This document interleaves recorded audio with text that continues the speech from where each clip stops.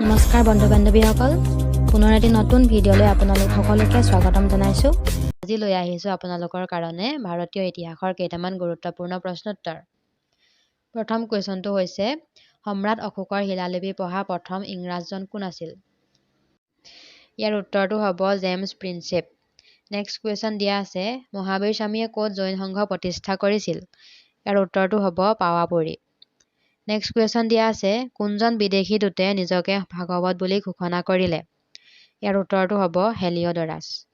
Next কুৱেশ্যনটো হৈছে বৈদিক যুগৰ মানুহে প্ৰথম কোনটো ধাতুৰ ব্যৱহাৰ কৰিছিল? ইয়াৰ উত্তৰটো হ'ব তাম। নেক্সট কুৱেশ্যন গদ্য আৰু কবিতা দুয়োটাতে কোনখন বেদ ৰচিত? ইয়াৰ উত্তৰটো হ'ব যজুৰ্বেদ। নেক্সট কুৱেশ্যন দিয়া আছে কোনজন ব্যক্তিক মুকুটবিহীন ৰজা বুলি কোৱা হয়? ইয়াৰ উত্তৰটো হ'ব সুৰেন্দ্ৰনাথ বেনাৰ্জী। নেক্সট কুৱেশ্যন দিয়া আছে হৰপ্পান যুগত কোন স্থানৰ পৰা তামৰ ৰথ আৱিষ্কাৰ হৈছিল? ইয়াৰ উত্তৰটো হ'ব দৈমাবাদ, মহাৰাষ্ট্ৰত অৱস্থিত। নেক্সট কুৱেশ্যন দিয়া আছে মহাবীৰ স্বামীক কেতিয়া যতি বুলি কোৱা হৈছিল? ইয়াৰ উত্তৰটো হ'ব তেওঁ যেতিয়া ঘৰৰ পৰা ওলাই আহিছিলে, অৰ্থাৎ ঘৰৰ পৰা ওলাই অহাৰ পিছত।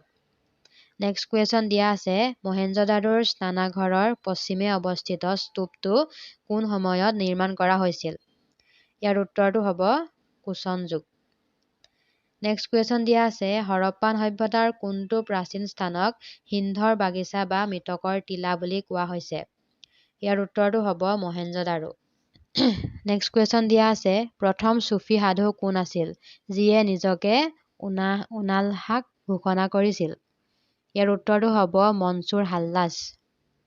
নেক্সট কুৱেশ্যন হৈছে কাৰ বক্তব্য হিন্দুস্তান তৰোৱালৰ বলত জয়ী হ'ল? ইয়াৰ উত্তৰটো হ'ব লৰ্ড এলগিন দ্বিতীয়। নেক্সট কুৱেশ্যন দিয়া আছে বিষ্ণুৰ 10 অৱতাৰৰ বিষয়ে কোনখন পুৰাণত তথ্যৰ উৎস?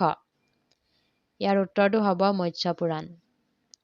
নেক্সট কুৱেশ্যন দিয়া আছে বৌদ্ধ ধৰ্মৰ কোনটো শাখাত মন্ত্ৰ, হঠযোগ আৰু তান্ত্ৰিক অনুশীলনক গুৰুত্ব দিয়া হৈছে? ইয়াৰ উত্তৰটো হ'ব বজ্ৰায়ন। নেক্সট কুৱেশ্যন দিয়া আছে 56টা তক্ষিত স্তম্ভৰ পৰা সংগীতৰ সুৰ নিৰ্গত হোৱা বিখ্যাত বিজয় বিঠাল মন্দিৰ ক'ত অৱস্থিত? ইয়াৰ উত্তৰটো হৈছে হাম্পি, কৰ্ণাটক। নেক্সট কুৱেশ্যন দিয়া আছে কোনজন শাসকে চিত্তোৰৰ কীৰ্তিস্তম্ভ নিৰ্মাণ কৰিছিল? ইয়াৰ উত্তৰটো হ'ব ৰাণা কুম্ভ।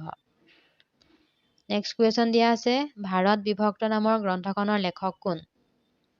ইয়াৰ উত্তৰটো হ'ব ডক্টৰ ৰাজেন্দ্ৰ প্ৰসাদ। নেক্সট কুৱেশ্যনটো দিয়া আছে শ্বেৰ শ্বাহৰ পিছত আৰু আকবৰৰ আগতে দিল্লী শাসন কৰা হিন্দু ৰজাৰ নাম কি আছিল? ইয়াৰ উত্তৰটো হ'ব হেমু। নেক্সট কুৱেশ্যন দিয়া আছে আৰ্য শব্দৰ আক্ষৰিক অৰ্থ কি? ইয়াৰ উত্তৰটো হ'ব শ্ৰেষ্ঠ বা অভিজাত। নেক্সট কুৱেশ্যন দিয়া আছে চৰক সংহিতা নামৰ গ্ৰন্থখন কোন বিষয়ৰ লগত জড়িত? ইয়াৰ উত্তৰটো হ'ব ঔষধ